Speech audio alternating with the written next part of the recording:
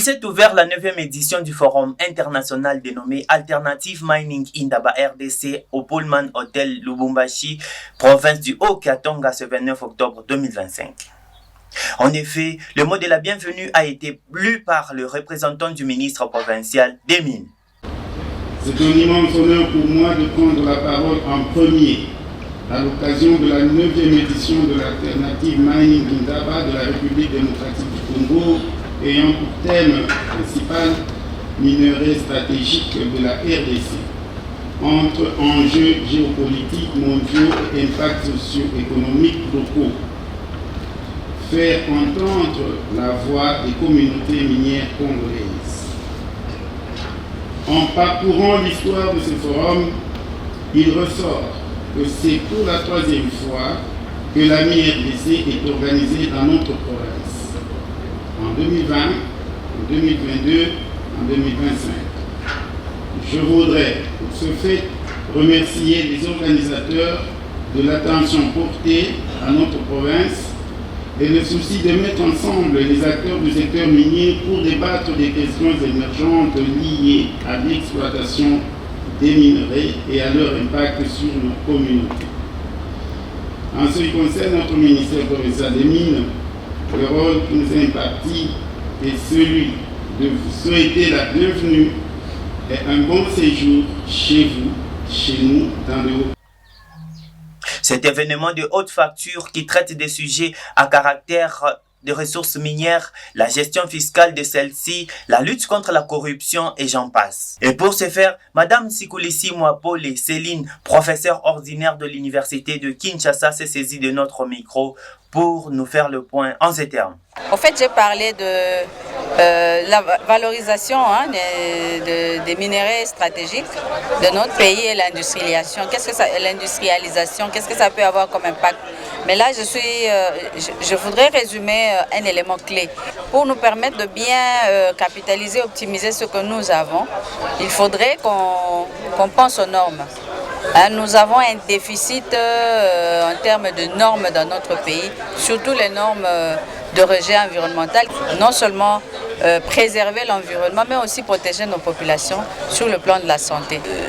En développant les zones économiques spéciales, on devait aussi penser aux industries environnementales qui vont nous permettre non seulement de valoriser ce que nous avons déjà, mais aussi de recycler, valoriser et puis prendre en compte tout ce qui peut venir de l'industrialisation en termes de rejets, de déchets et tout, valoriser de sorte que l'on puisse protéger nos populations et nos ressources.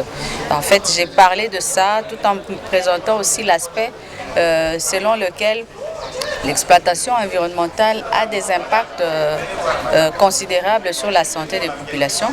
Il y a lieu de valoriser nos ressources énergétiques en proposant des solutions aux problèmes que nous avons déjà. Par exemple, comment nous pouvons réhabiliter nos sols, remédier aux problèmes de pollution en utilisant nos minéraux stratégiques. La nanotechnologie aujourd'hui le permet. Alors nous avons énormément de matières qui peuvent nous aider à travailler sur cet aspect.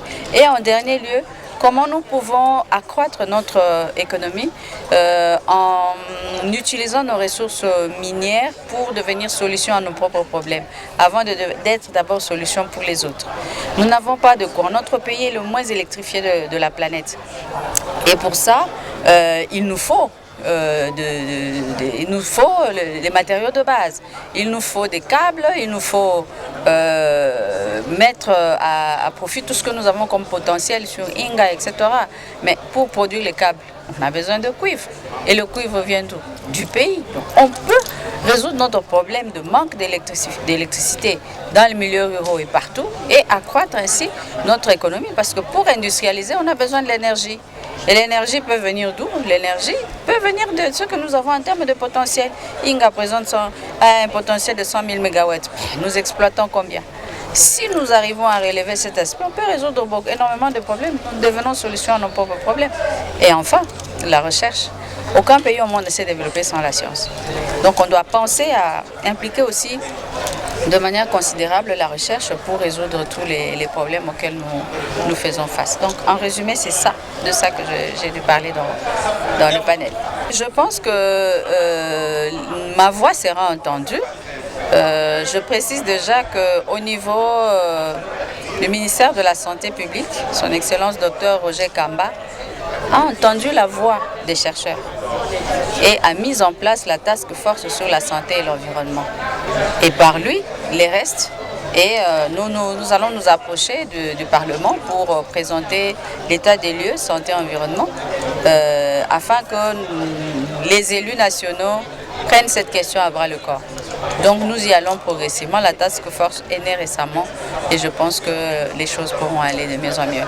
Nous pensons exploiter, mais nous ne pensons en aucun moment que cette exploitation pourra nous créer des problèmes. À quoi sert de garder les fonds miniers pour les générations futures si ces générations-là mourront dans les quelques jours qui viennent?